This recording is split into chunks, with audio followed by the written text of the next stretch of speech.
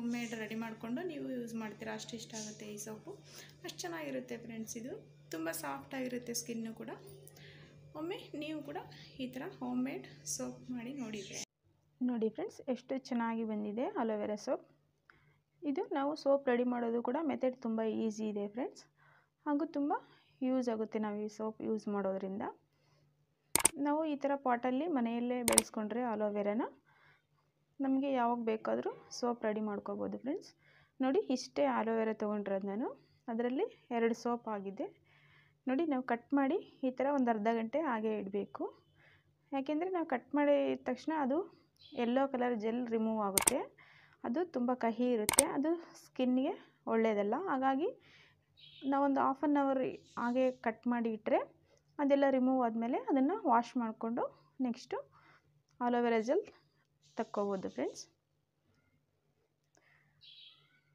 ನೋಡಿ, ಈ ಥರ ಕಾಟನಲ್ಲಿ ಒರೆಸ್ಕೊಳ್ಳೋಣ. ನೋಡಿ, ಈ ಥರ ಯೆಲ್ಲೋ ಕಲರ್ ಬರುತ್ತೆ. ಅದು ನಾವು ಕಟ್ ಮಾಡಿ ತಕ್ಷಣವೇ ಈ ಥರ ರಿಮೂವ್ ಆಗುತ್ತೆ.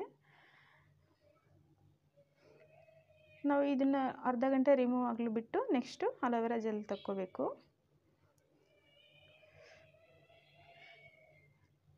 ಫ್ರೆಶ್ ಅಲೋವೆರಾ ಜೆಲ್ ಯೂಸ್ ಮಾಡಿದರೆ ಚೆನ್ನಾಗಿರುತ್ತೆ ಫ್ರೆಂಡ್ಸ್.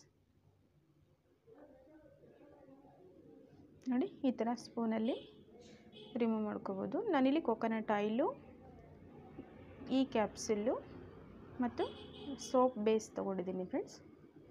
ನಾನು ಆನ್ಲೈನಲ್ಲೇ ತರಿಸಿದ್ದೆ ಸೋಪ್ ಬೇಸನ್ನು. ನೋಡಿ, ಈ ಥರ ಜೆಲ್ಲನ್ನು ನೀಟಾಗಿ ಬೀಟ್ ಮಾಡ್ಕೊಳ್ಳೋಣ.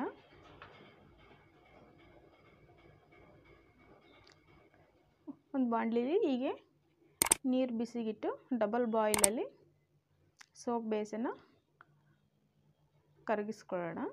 ಚೆನ್ನಾಗಿ ಮಿಕ್ಸ್ ಕೊಡೋಣ. ಡೈರೆಕ್ಟ್ ಗ್ಯಾಸ್ ಮೇಲೆ ಇಟ್ಟು ಕರಗಿಸ್ಕೋಬಾರ್ದು ಫ್ರೆಂಡ್ಸ್, ಡಬಲ್ ಬಾಯ್ಲಲ್ಲಿ ಕರಗಿಸ್ಕೋಬೇಕು. ಈ ಥರ ನೀರು ಕಾಯಲಿಟ್ಟು ನೆಕ್ಸ್ಟ್ ಇನ್ನೊಂದು ಬೌಲಲ್ಲಿ ಸೋಪ್ ಬೇಸನ್ನು ಹಾಕಿ ಒಂದು 5 ನಿಮಿಷ ಮಿಕ್ಸ್ ಕೊಟ್ಟರೆ ನೀಟಾಗಿ ಕರಗುತ್ತೆ ಫ್ರೆಂಡ್ಸ್. ನೆಕ್ಸ್ಟು ಈಗ ವಿಟಮಿನ್ ಇ ಕ್ಯಾಪ್ಸೂಲ್ ತೊಗೊಂಡಿದ್ದೀನಿ.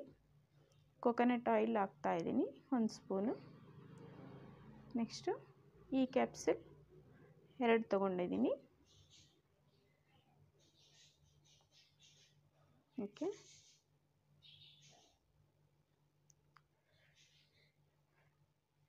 ಈಗ ನೆಕ್ಸ್ಟು ಮಿಕ್ಸ್ ಕೊಡೋಣ ಚೆನ್ನಾಗಿ. ನೀರು ಬಾಯ್ಲ್ ಆಗ್ತಾ ಇರಬೇಕು ಕೆಳಗೆ. ನೆಕ್ಸ್ಟ್ ಅದ್ರ ಮೇಲೆ ಮಿಕ್ಸ್ ಕೊಡೋಣ. ಈಗ ಅಲೋವೆರಾ ಜೆಲ್ ಆ್ಯಡ್ ಮಾಡೋಣ.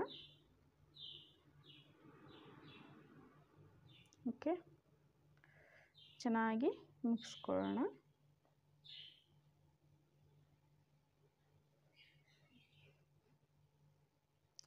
ನಾವು ಹಾಕಿದಂಥ coconut oil, vitamin E capsule, soap ಬೇಸಲ್ಲಿ ಅಲೋವೆರಾ ಜೆಲ್ಲು ಕೂಡ ನೀಟಾಗಿ ಮಿಕ್ಸ್ ಆಗೋ ಹಾಗೆ ಚೆನ್ನಾಗಿ ಮಿಕ್ಸ್ ಕೊಡಬೇಕು.